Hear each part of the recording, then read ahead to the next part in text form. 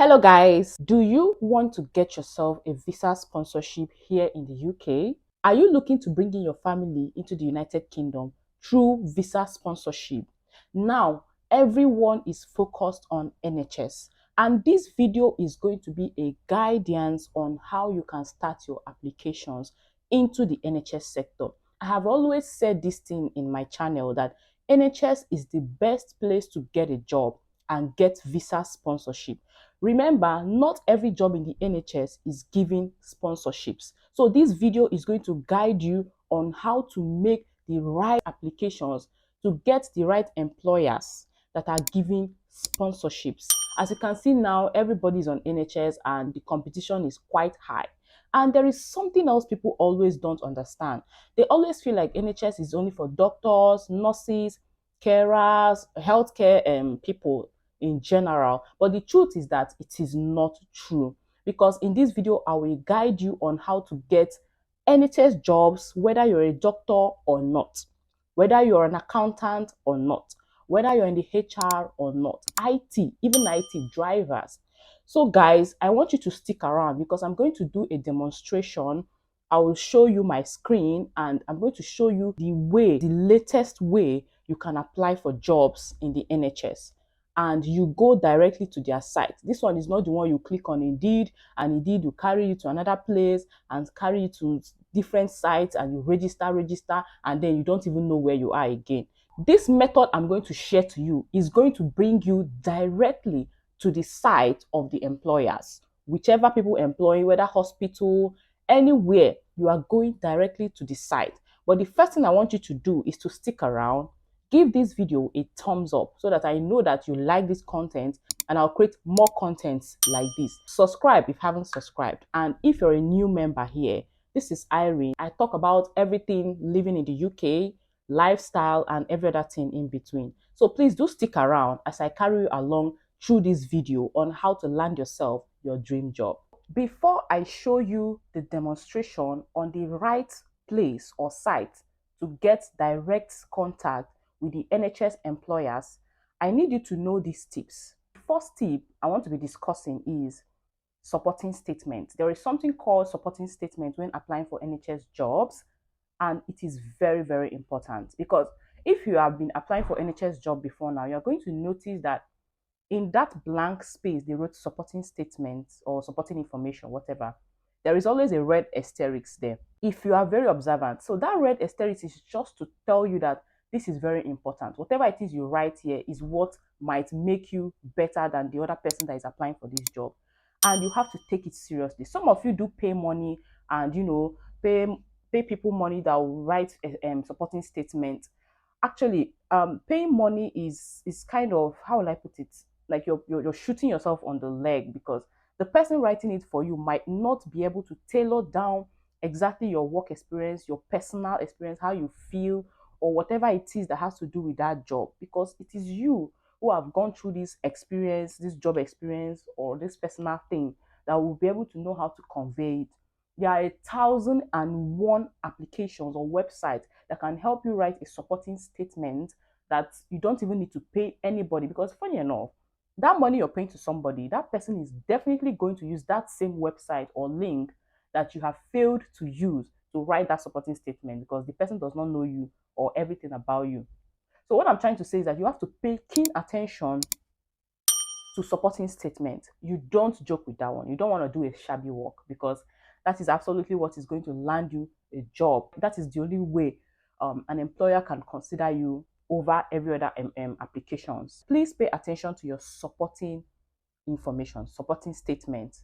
Make sure that your supporting statement, the job description or your experience is tallying with the requirements they need. For instance, they say they're looking for somebody who is a receptionist, and in your supporting statement you have to write exactly your previous experience as a receptionist, how you performed, your challenges, what you enjoy most. And if you notice, this is a personal, it's just like writing a personal statement for those who are making applications to those traveling abroad for studies and all. So you notice that personal statement is something personal to you, is some kind of experience that maybe you've never told anybody, like no one knows. You're just expressing yourself and trying to sell yourself at the same time, because when you're talking about job, You have to make sure that you fine tune your words, make sure that everything is exactly what they want to hear, but not like you're lying. It's just called polishing. You have to polish yourself. So the second thing we need to talk about is that I hear a lot of people saying that the NHS role is just for doctors. Like I said,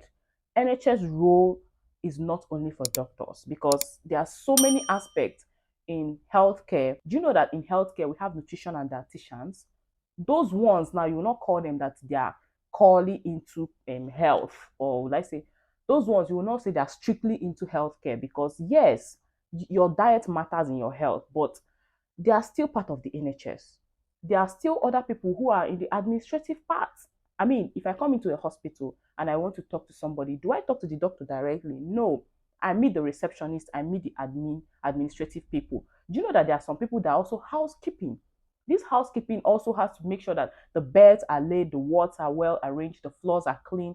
There's nothing that the instruments they use in the hospitals are kept well. So if you look at it, you have to think out of the box. Don't just be thinking, let me read nursing, let me go into care, let me do doctor, let me, all those stuff. No, there are still other aspects of the NHS that are not strictly medical or clinical, and these are called the non-clinical roles. So the non-clinical roles are places that people don't put mind. Everybody is looking at care work, care assistant, senior carer, support worker. I don't know, like it's now oversaturated. So you don't want to jump into that because it's going to be more difficult. Why not look into the non-clinical aspect of the NHS, whereby you can work as an admin, receptionist, driver, housekeeper, security, HR. There are so many aspects that you don't know, and they can still sponsor you. All you need to do is to stand out. So I will share my screen with you and show you exactly how to go directly to these websites and how to send your application directly to these websites and the employers, so that the employers will get your application as fast as they can, as fast as possible. This alone doesn't saves you enough time and gives you a guarantee or assurance that this application has gotten to the right employer. So what I'm trying to say is that you have to sit down, watch this thing, because I'm going to share a screen very soon. After I'm done sharing these tips, you're going to see how important it is to make an application. Yes, this is a very direct and specific way to apply to jobs in the United Kingdom. It might be time taking, but it is worth it. Like I said, you are going to apply to as many jobs as possible that is related in the field you're interested in. Now, there are some other important reasons why you need NHS. You need to work in the NHS. One, apart from job security, whereby nobody is just going to wake up and sack you, or you hear that they've withdrawn NHS sponsorship license and all those blah blah blah, all those sad stories we used to hear. There are still other benefits that come with NHS, such as all these discounts, free healthcare, like depending though, there are still other benefits that come, and you are sure that you're bringing your family.